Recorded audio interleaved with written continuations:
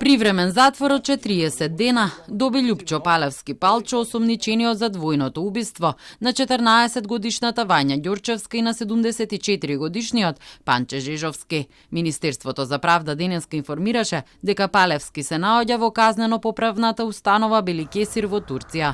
Во дописот од Републичкото јавно обвинителство Бели Кесир Турција, како што наведуваат од Министерството, ги информирале дека Палевски, кој беше уапсен со потерница за кривичното дело, намерно убиство на дете, согласно законот, со цел да се обезбеди негова екстрадиција во Северна Македонија, му е одреден привремен затвор од 40 дена. Во меѓувреме запрашан за дерегистрација на партијата Десна, чиј лидер е Палевски, министерот за внатрешни работи Оливер Спасовски на денешниот брифинг за новинари во клубот на пратеници рече дека по ова прашање надлежно е обвинителството.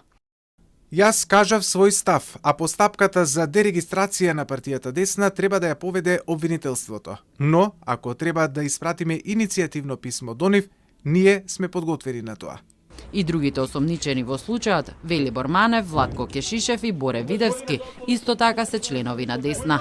Од обвинителството претходно за Телма соопштија дека за трите услови за забрана за партија, ако таа повикува на насилно уривање на уставниот поредок, поттикнува или повикува на воена агресија или разгорува национална, расна или верска омраза, треба да има кривична постапка која доколку обезбеди докази, тогаш би почнала постапката за забрана и гаснење на партијата пред граѓанскиот суд. Воедно Спасовски најави надградба на системот Safe City и освен за јавна безбедност ќе се користи за контрола и безбедност на сообраќајот.